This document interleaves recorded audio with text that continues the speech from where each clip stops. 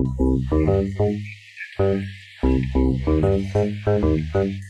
magandang araw sa inyo mga kapulutan. Ngayong araw, isang legit na pulutan talaga ang gagawin natin para sa mga kapulutan natin. Of course, sisimulan na po natin, wala nang paligoy-ligoy pa. Meron po ako ditong laman loob ng isda.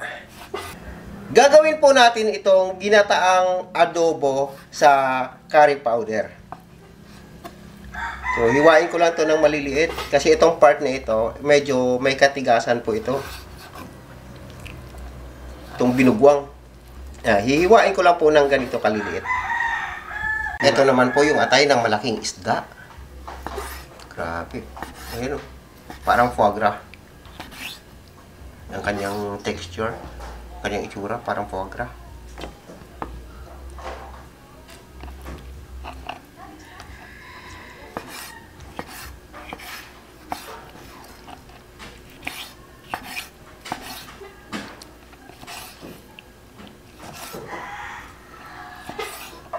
Bawang, luya.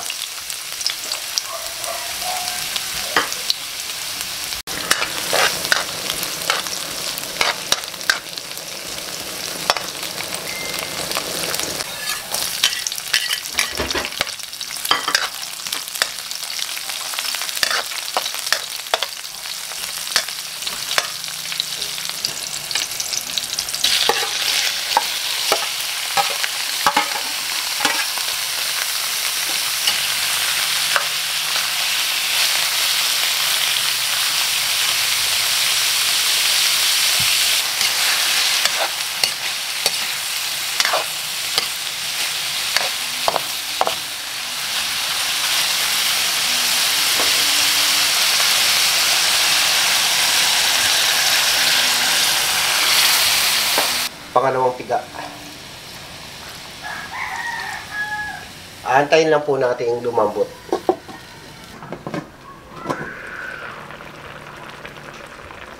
Mga nasa 30 minutes kung pinapakuluan itong mga kapulutan, ganyan ang itsura niya. Lalagyan ko lang po ng curry powder.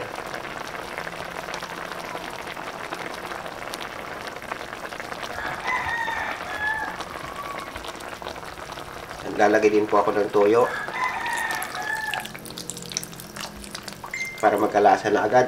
Sama-sama sila. Paminta. Madami. Asukal. Kunti lang. Sili. Laurel. Suka. Lugay.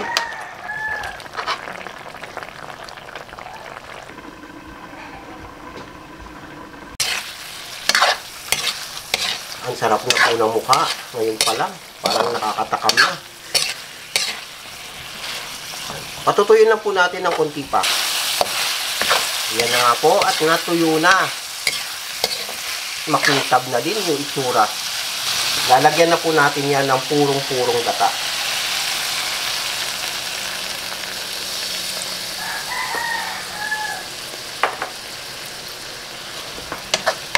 Lugay-lugayin lang po natin.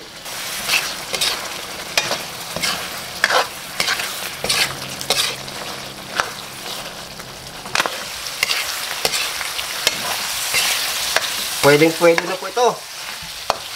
Alam nyo na yung kasunod niyan. So, ito na mga kapulutan. Ayan na yung laman loob ng isda na adobo sa gata, pero may curry powder siya. Start na tayo. Pero gusto ko yung itlog ah. Pero mamaya na yan. Ay, hindi. Anong mamaya? Ayun na. Wow. Isang malaking subo.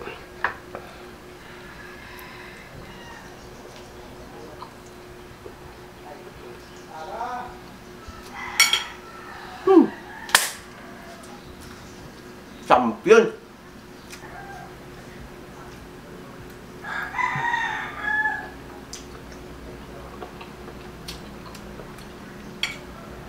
Naghahalong konting alat, konting tamis, tsaka konting asim.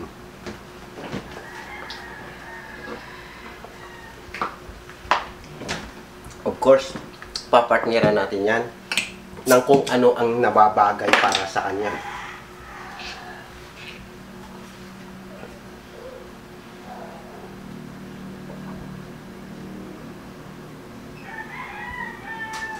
Ah! Yung itlog. Oh.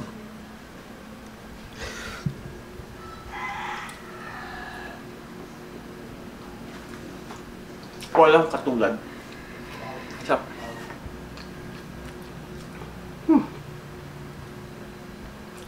Parang gusto kong ubusin pero patitikimin ko din kasi yung may hawak ng camera.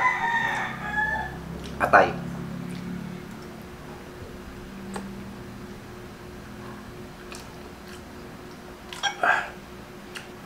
Binugwang.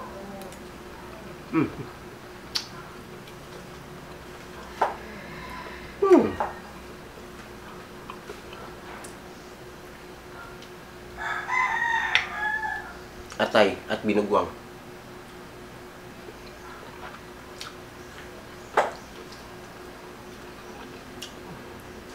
So, ang tunay na pulutan.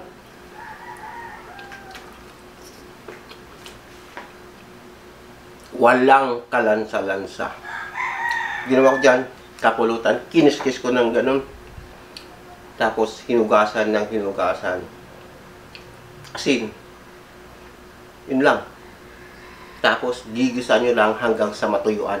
Yun po isang sikreto doon para matuyo po yung mga katas-katas na galing sa mga kaloob-looban niya.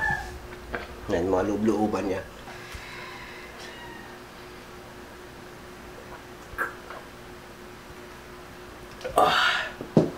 Gusto ko pa. Kung kumain ng madami. Ay, sorry. Ang ginawa ko dito mga kapulutan talagang tuyo-tuyo na. Ayan, pakita ko sa inyo. Tuyo-tuyo na talaga. Puro mantika na. Yun kasi ang masarap sa ano, sa ganitong luto. Tuyong-tuyo. Parang nag-aadobo ka lang ng baboy na tuyong-tuyo. Tapos nagmamatika. Ay, wow! Pag nilapag mo sa kanin yan. Ito, masarap din to sa kaning bahaw. Sakto. Hindi mo na kailangan lagyan pa ng sarsa niya. Kanin, pag nakatungtong yan sa kanin, ito, maghahalo yung katas niya, yung sarsa niya sa kanin, solve ang kaso.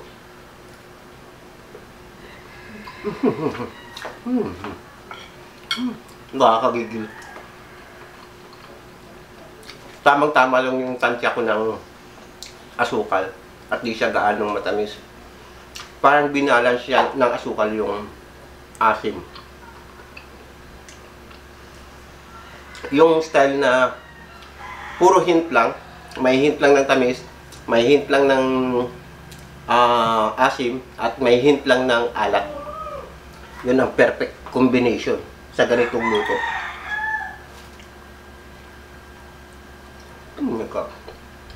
Parang ko tumigil.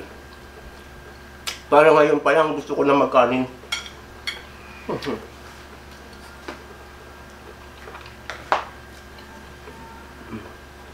Yung nga pala, si Migo Randy, paring Randy, kumpare kong buo. Pagaling ka.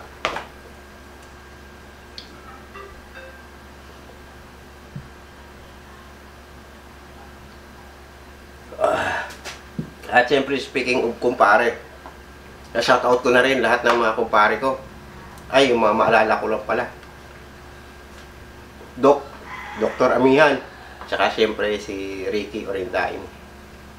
Shoutout yung may-ari ng pharmacy na kaibigan natin at kumpare. Shoutout. Sarap ng banding namin kagabi. May kumatet.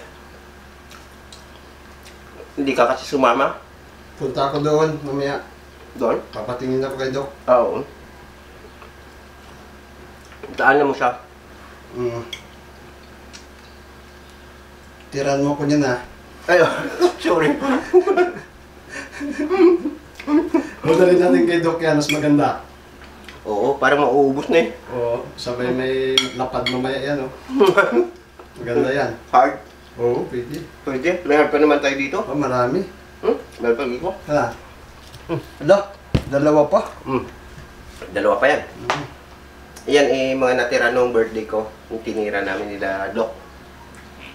Ha? Ibig sabihin, marami pa yan. Dalawa lang natira. Yung isa dyan, yung blonde Oo. na JW na blonde, tinira namin ni Kaborbor. Kasi, Dalawa lang kami. nakauwi kaya yun. Ewan ko lang kung nakauwi yun. Iniwan ko kasi dito, lumayas kami. Yun lang. Nung lumayas kami, ay, nakatulog na ako doon sa bahay nila, Doc. Sorry, Doc. Pre, sorry. Nakatulog, nakainom na ako na isang bote. Nakatulog na. Kasi ba naman dito pa lang tinira ko. Ito siguro mga nasa 8 na. Oo. Nung ganito. Tapos pagdating nila Kaya nga eh. nagbukas kami ni Borbor ng blind. Gusto ko rin sana pumunta doon kasi may patay sa bahay. Oo nga. Condolence may gumatit. Kaya nga eh, birthday pa naman mo. Iniisip ko rin yung beer eh. Sa kapulutan, dami daw handa mo eh. Madami. Bisita, marami din. Oo. Sayang nga eh, pero okay lang yan. Pasalamat tayo kay Ma'am Jonalyn. Ayun. Kay Ma'am Jonalyn dyan, shout out pala sa iyo, Ma'am. Shout out sa'yo, Ma'am. Maraming salamat. Yan mga kapulutan, maraming salamat.